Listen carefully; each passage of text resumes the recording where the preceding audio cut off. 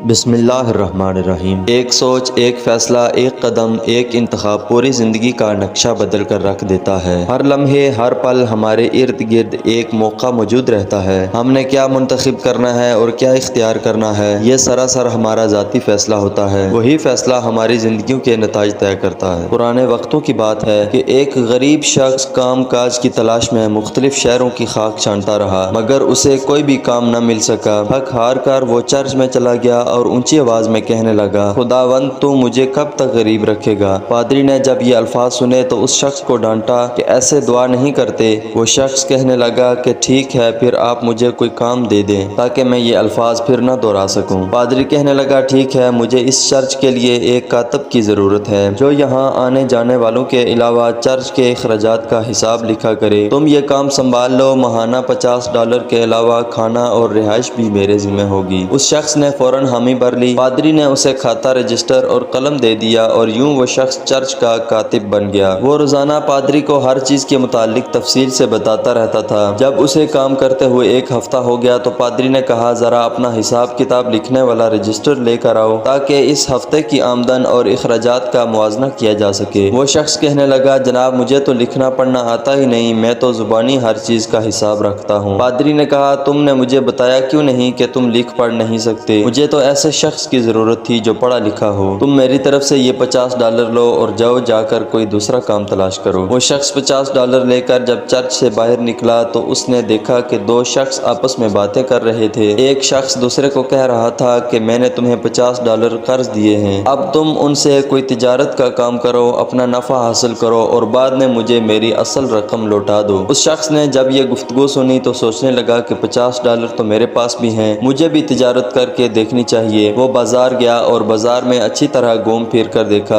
اس نے دیکھا کہ اس شہر کے امراء ٹماٹر سے روٹی کھاتے ہیں، مگر عجیب بات تھی کہ ٹماٹر وہاں اگتا نہیں تھا۔ دور دراز کے علاقوں سے جب ٹماٹر آتا تو طویل سفر اور گرم موسم کے باعث راستے میں خراب بھی ہو جاتا تھا۔ اس وجہ سے اس کام میں سرمایہ اور وقت کے خسارے کے پیش نظر بس 2-3 تاجر ہی یہ کام کرتے تھے اور وہ منہ مانگے دام بھی وصول کرتے تھے۔ اس شخص نے دور دراز کے علاقوں سے ٹماٹروں کو یہاں لا کر فروخت کرنے کا ارادہ بنا لیا۔ وہ پہلے بھی مختلف شہروں کا سفر کرتا رہا تھا، اسے پتا تھا کہ کہاں پر ٹماٹر سستا اور کثرت سے پایا جاتا ہے۔ وہ سیدھا وہاں ہی گیا اور وہاں سے جب ٹماٹر خرید کر لایا اور بہت کم منافع کے ساتھ انہیں فروخت کرنا شروع کیا تو پہلے دن ہی سارے ٹماٹر ہاتھوں ہاتھ بک گئے اور اسے اچھا خاصا منافع بھی حاصل ہوا۔ اسے یہ کام پسند آ گیا اور پھر کرتے کرتے ایک دن وہ اس علاقے کا بڑا تاجر بن گیا۔ اس نے اپنے کام کاج میں ہاتھ بٹانے کے لیے نوکر بھی رکھ لیے۔ ایک دفعہ وہ سفر کرتے ہوئے کسی ایسی جگہ پر گیا جہاں ہسپانوی زبان بولی جاتی تھی جس سے وہ نابلد تھا۔ وہ ایک ریستوران میں کھانا کھانے گیا تو اسے کھانوں کے نام پلے نہیں پڑ رہے تھے۔ اس نے اپنے ایک نوکر کو بلا کر کہا کہ ذرا ان کھانوں کے نام تو سمجھ کر مجھے بتاؤ۔ نوکر نے حیرانی سے کہا، جناب آپ اتنے بڑے تاجر ہیں مگر آپ کو ہسپانوی زبان نہیں آتی؟ اس شخص نے کہا، اس لیے کہ میں پڑھا لکھا نہیں ہوں۔ تو نوکر نے کہا، جناب آپ ان پڑھ ہو کر اتنے بڑے تاجر ہیں، سوچیں اگر 2-4 جماعتیں پڑھ لیتے تو پتہ نہیں کتنے بڑے تاجر ہوتے اور آج نہ جانے کہاں ہوتے۔ اس شخص نے جواب دیا، ہونا کہاں تھا، اگر 2-4 جماعتیں پڑھ جاتا تو آج $50 ماہوار پر چرچ میں پادری کا کاتب ہوتا۔